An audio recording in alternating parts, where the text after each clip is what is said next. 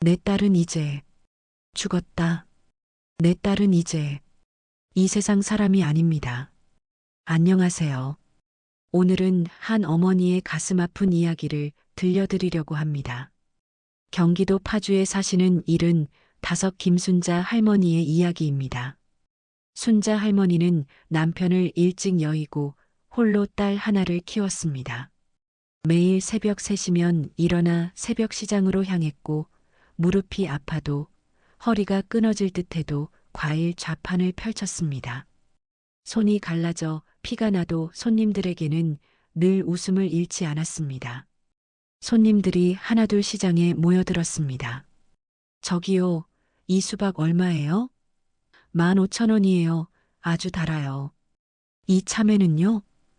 한 상자에 10,000원이에요. 요즘이 제철이라 맛있어요. 토마토 싱싱하네요. 네, 오늘 아침에 들어온 거라 정말 싱싱해요. 한 팩에 3,000원입니다. 순자 할머니는 손님들 사이를 분주히 오가며 환하게 웃었습니다. 이렇게 하루 종일 서서 일해도 딸 민지를 생각하면 힘이 솟았습니다. 하지만 집에 돌아와 혼자 있을 땐 그 웃음은 사라졌습니다. 아픈 무릎을 부여잡고 눈물을 훔치기도 했지요. 그럴 때마다 딸 민지의 사진을 보며 다시 힘을 내곤 했습니다. 내 딸만은 나처럼 살지 않게 해야지. 그렇게 30년을 버텨 딸을 대학에 보낸 순자 할머니는 남편을 일찍 여의고 홀로 딸 하나를 키웠습니다. 매일 새벽 3시 반이면 어김없이 일어나 도매시장으로 향했고 밤 8시까지 시장이 한산해질 무렵까지 한쪽 구석에서 과일을 팔았습니다. 손톱 밑이 까매지고 관절이 퉁퉁 부어도 손님들에겐 늘 환한 웃음을 보였습니다. 아이고, 순자 씨는 참 독하네. 그렇게 고생해서 뭐하게? 내 딸 민지 대학 보내려면 이 정도는 해야지요. 그렇게 모은 돈으로 딸을 명문대에 보냈고 민지는 졸업 후 은행에 입사했습니다. 대기업 은행 취업 시험에 합격했다는 소식을 들은 날 순자 할머니는 가슴이 벅차올랐습니다. 민지가 첫 월급 봉투를 들고 왔을 때는 주름진 얼굴에 기쁨의 눈물이 흘렀습니다. 그리고 3년 후 민지가 승진했다는 말을 들었을 때는 시장 바닥에 털썩 주저앉아 한없이 울기도 했습니다. 그 누구보다 열심히 살아온 엄마는 딸이 당당하게 자기 길을 가는 모습이 정말 자랑스러웠습니다. 엄마, 이제 제가 엄마 고생시키지 않을게요. 그래, 내 딸. 너는 나처럼 살지 말고 당당하게 너의 꿈을 펼치며 살아. 순자 할머니는 평생 고생한 보람이 있다고 생각했습니다. 그러던 어느 날 민지가 조심스럽게 말했습니다. 엄마, 제가 만나는 사람이 있어요. 다음에 한번 데려와도 될까요? 한 달 후 민지는 남자친구를 데리고 집에 왔습니다. 엄마, 이 사람이 제가 말씀드렸던 태윤이에요. 순자 할머니는 놀라면서도 한편으로는 예상했던 순간이었습니다. 딸도 이제 나이가 차니 당연한 일이었습니다. 민지가 데려온 남자는 반듯한 정장 차림에 언뜻 괜찮아 보였습니다. 순자 할머니는 속으로 안도했습니다. 어머니, 민지와 결혼하고 싶습니다. 태윤이 90도로 허리를 숙이며 정중히 말했습니다. 순자 할머니는 믹스 커피 한 잔을 마시며 태윤을 유심히 살폈습니다. 한 달에 한 번, 한 달에 2번, 점점 민지와 태윤의 방문이 잦아졌습니다. 순자 할머니는 점점 믿음이 갔습니다. 어느 봄날 두 사람이 어깨를 늘어뜨린 채 방문했습니다. 엄마, 우리 결혼 허락해 주시는 거죠? 그리고 신혼집을 알아봤는데 월세는 너무 불안정하고 전세도 너무 비싸서. 순자 할머니는 그날 밤 장롱 깊숙한 곳에 숨겨둔 통장을 꺼냈습니다. 30년간 시장에서 과일을 팔아온 순자 할머니의 손은 거칠고 굳은 살이 박혔습니다. 한 번도 자신을 위해 쓰지 않고 차곡차곡 모은 3억 5천만 원. 아플 때 병원비로, 다리가 아파 더 이상 일하지 못할 때 생활비로, 혹시 모를 불행에 대비해 평생 모아온 돈이었습니다. 그날 밤 순자 할머니는 잠을 이루지 못했습니다. 좁은 방에 앉아 이불을 무릎에 덮고 낡은 서랍에서 꺼낸 통장을 바라보며 한숨을 내쉬었습니다. 태윤이란 사람, 과연 내 딸을 행복하게 해줄까? 민지가 자기 집을 가져야 시집살이 안 하고 편히 살 수 있을 텐데. 이 돈을 내주면 나는 앞으로 어떻게 살지? 오래된 시계가 똑딱거리는 소리만 방 안에 울렸습니다. 새벽녘 순자 할머니는 결심했습니다. 내 딸이 나처럼 살게 할 순 없지. 민지가 결혼식을 올리기 하루 전 순자 할머니는 오래된 통장을 건넸습니다. 엄마, 이게 무슨, 너희 둘만의 신혼집 마련해. 시집살이 말고 너희 보금자리를 꾸려. 딸의 눈가에 눈물이 고였습니다. 엄마, 이거 엄마 노후자금인 거 다 알아요. 정말 괜찮아요? 내가 왜 평생 이랬겠니? 너만 행복하면 돼. 결혼 후 처음 몇 달은 평화로웠습니다. 민지는 일주일에 한 번씩 엄마에게 안부 전화했고, 한 달에 한 번은 신혼집에 초대했습니다. 사위도 공손하게 장모님을 대했습니다. 그러던 어느 날 민지의 전화 목소리가 달랐습니다. 엄마, 저 사실은 얼마 전부터 시댁에서 살고 있어요. 뭐라고? 그게 무슨 소리야? 왜? 그럼 내가 준 돈? 집은? 그게 남편이 팔았어요. 시어머니가 편찮으셔서. 순자 할머니는 말을 잇지 못했습니다. 귀에서 윙소리가 들렸고 심장이 멎는 것 같았습니다. 엄마, 시어머니가 많이 아프셔서 도와드려야 해요. 남편도 효자라. 내가 다니던 은행은 그만뒀어요. 시어머니 간병하느라. 아, 엄마, 시어머니께서 부르세요. 나중에 다시 전화할게요. 전화는 그렇게 끊겼고 그 후로 민지의 연락은 점점 뜸해졌습니다. 전화기에서 들려오는 딸의 흐느낌 소리에 순자 할머니는 숨이 멎을 것 같았습니다. 평생 손톱이 닳도록 일해 모은 돈, 딸의 독립을 위해 내어준 그 돈이 시댁 사람들 손에 들어갔다는 생각에 가슴이 무너져 내렸습니다. 추석에 시댁을 찾았을 때 할머니는 더 큰 충격을 받았습니다. 한때 은행에서 당당하게 일하던 딸이 낡은 앞치마를 두르고 허리 숙여 마룻바닥을 닦고 있었습니다. 손은 거칠어져 있었고 늘 반짝이던 눈빛은 사라진 지 오래였습니다. 시어머니는 민지를 발견하자 억지 미소를 지었습니다. 아이고, 사돈 오셨네요. 우리 민지가 집안일에 서툴러서 좀 가르치고 있어요. 민지는 황급히 걸레를 치우고 어머니께 다가왔습니다. 수척해진 모습, 땀에 젖은 머리카락, 허름한 옷차림. 한때 당당하던 그 딸의 모습은 온데간데 없었습니다. 아가, 괜찮니? 많이 야위었구나. 네, 괜찮아요, 엄마. 그냥 요즘 좀 바빠서. 저녁 식사 시간 순자 할머니는 더 큰 충격을 받았습니다. 민지는 시부모님 음식을 일일이 떠서 드리고 물 한 잔 달라는 소리에 후다닥 뛰어갔습니다. 밥 한 숟가락 제대로 먹지 못하고 시어머니 시중만 들었습니다. 민지야, 인제 그만 앉아서 밥 먹어. 어머님, 조금만 더 도와드릴게요. 식사 후 시어머니는 소파에 앉아 TV를 보며 불렀습니다. 민지야, 내 약 가져오고 발 좀 주물러줘. 민지가 시어머니 발을 주무르는 모습을 보며 순자 할머니의 가슴에 불이 일었습니다. 대학 졸업식 날 엄마 난 꼭 커리어 우먼이 될 거예요 라고 했던 딸이 이제는 시댁 식모로 전락해 있었습니다. 민지는 시댁 대문 앞까지 어머니를 배웅했습니다. 다른 사람들은 모두 집안에 있어 잠시 둘만의 시간이 생겼습니다. 걱정하는 엄마의 표정을 보고 있던 민지가 괜찮아, 엄마. 조심히 가세요. 민지의 말과 달리 그 눈빛은 도움을 구하는 듯 했습니다. 순자 할머니는 딸의 팔을 살며시 잡았습니다. 민지야, 정말 괜찮은 거니?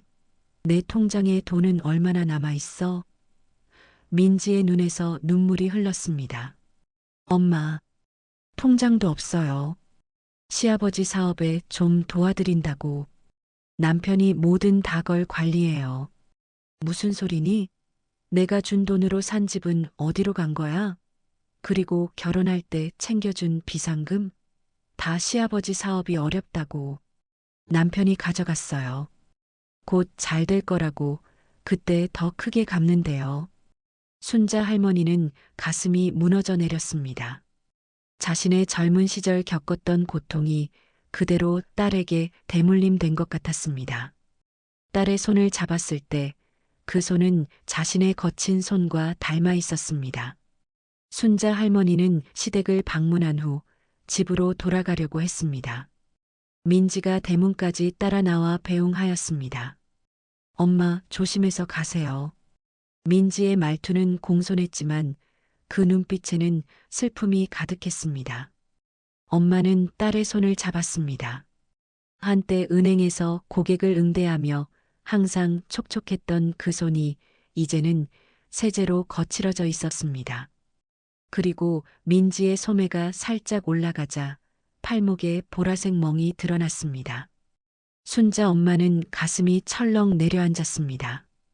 그동안 딸이 단지 시집살이만 하는 줄 알았는데 학대까지 당하고 있었던 것입니다.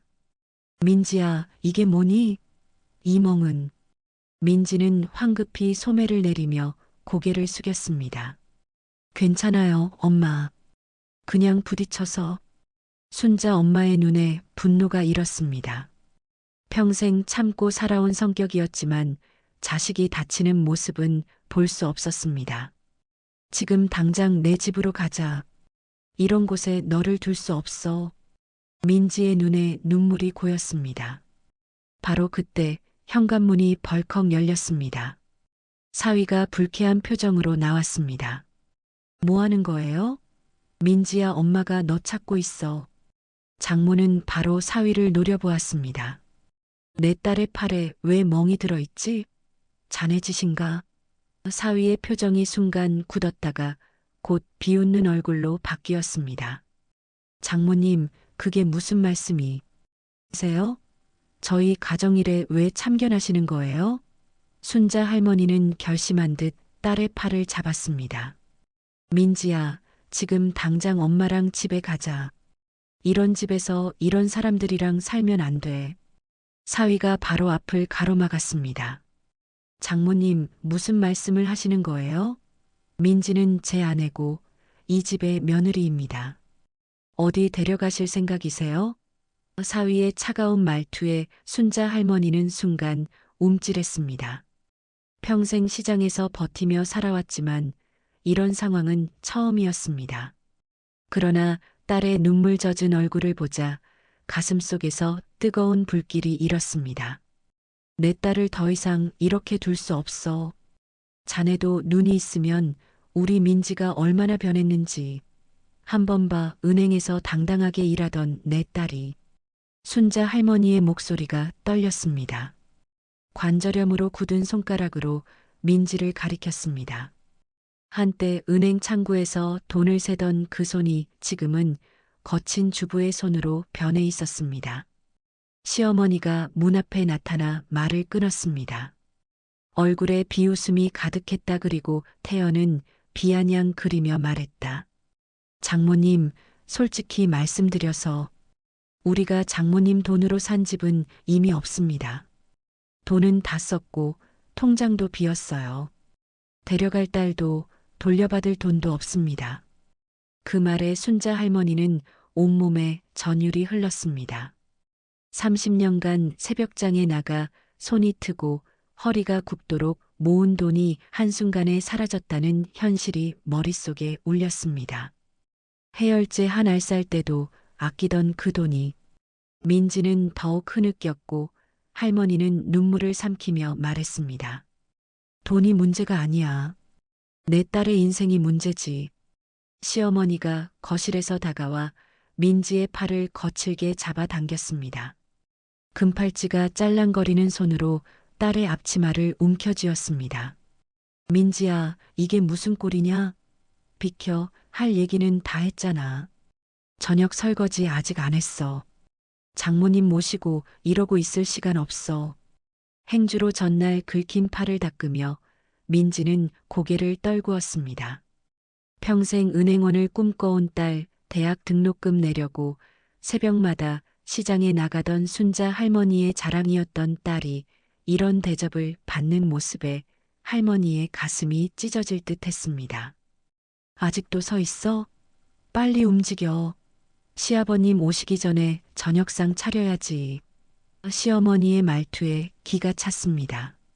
순자 할머니는 이제 참을 수 없었습니다. 그 순간 평생 남의 눈치만 보며 살던 순자 할머니의 눈에서 불꽃이 튀었습니다. 버스비 아끼려고 장바구니 들고 1시간씩 걸어 다니던 그 할머니가 처음으로 소리를 질렀습니다.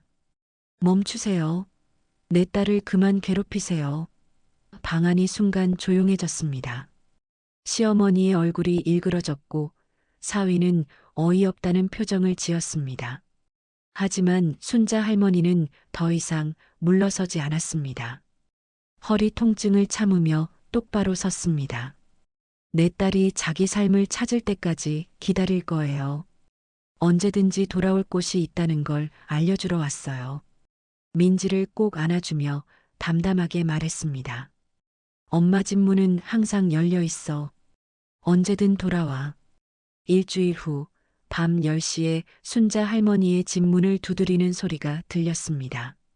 비닐봉지에 옷 몇 벌을 담은 민지가 서 있었습니다. 눈은 붓고 볼은 상처로 얼룩져 있었습니다. 엄마, 저 돌아왔어요.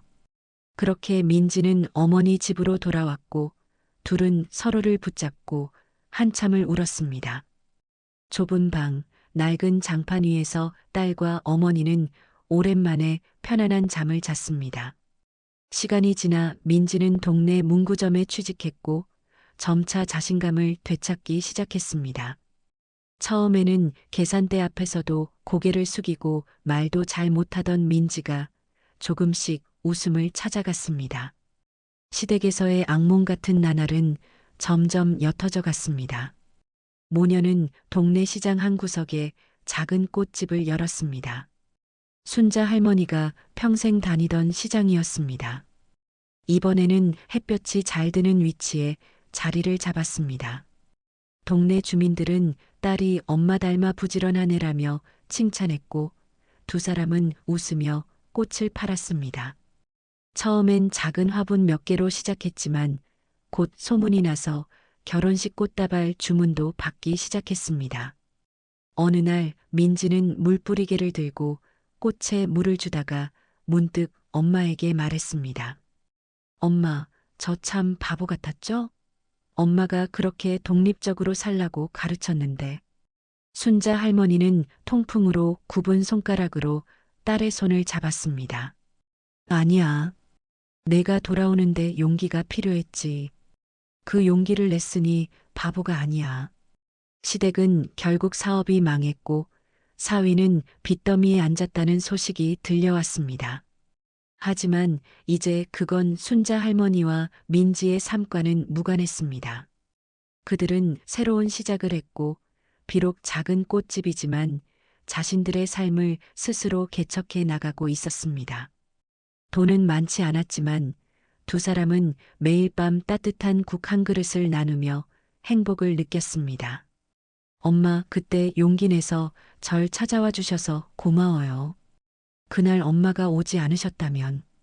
민지의 목소리가 떨렸습니다. 순자 할머니는 미소 지었습니다. 얼굴에 깊은 주름이 패었지만 그 눈빛은 환하게 빛났습니다. 내 딸아, 내가 행복한 게 엄마의 행복이야. 돈은 또 벌면 되는 거지. 두 사람은 작은 꽃집에서 함께 웃으며 살았습니다. 가끔 민지의 얼굴에 그늘이 지날 때면 순자 할머니는 말했습니다. 사랑하는 내 딸 민지야. 기억해. 내 인생은 내 거야. 누구의 것도 아니고. 어쩌면 평생 모은 돈을 잃은 것이 아니라 딸의 진정한 행복을 찾은 것이었습니다. 순자 할머니는 그것을 생애 마지막 교훈으로 깨달았습니다. 여러분은 이 이야기를 들으며 어떤 생각이 드셨나요? 이 이야기는 단순한 돈의 문제가 아닌 우리 삶의 진정한 가치가 무엇인지 생각하게 합니다. 물질적인 것보다 소중한 것은 결국 가족의 행복과 서로에 대한 존중입니다. 순자 할머니가 평생 모은 돈을 잃었지만 그보다 더 중요한 딸의 행복을 되찾았습니다. 혹시 여러분 주변에도 타인의 눈치를 보며 자신의 인생을 희생하고 있는 분이 계신가요? 나이가 들어도 자신의 인생을 되찾기 위한 용기를 내는 것은 결코 늦지 않습니다. 순자 할머니처럼 말이지요. 부모와 자식 간의 관계에서 진정한 사랑은 물질적 지원이 아닌 상대방의 삶을 있는 그대로 존중하는 것에서 시작합니다. 때로는 돈을 잃더라도 더 중요한 가치를 지킬 줄 아는 지혜가 필요합니다. 여러분의 인생은 여러분의 것입니다. 누구의 것도 아닌 오직 여러분만의 것입니다.